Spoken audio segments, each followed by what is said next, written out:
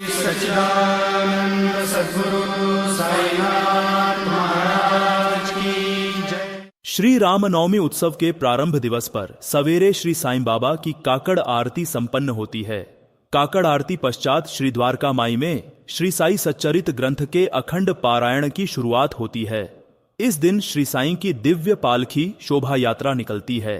पालकी पश्चात श्री साईं बाबा की शयन आरती अर्थात शेज आरती होती है। श्री द्वारका माई मंदिर श्री साई सच्चरित अखंड पारायण के कारण रात भर खुला रखा जाता है।